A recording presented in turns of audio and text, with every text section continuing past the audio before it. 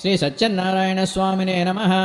ध्यायामि आवाहयामि रत्नसिंहासनं समर्पयामि पादयोः पाद्यं समर्पयामि हस्तयोः अर्घ्यं समर्पयामि स्नपयामि शुद्ध आचमनीयं समर्पयामि वस्त्रयुग्मं समर्पयामि दिव्यश्रीचन्दनं समर्पयामि अक्षतान् समर्पयामि नानाविध पुष्पाणि पूजयामि।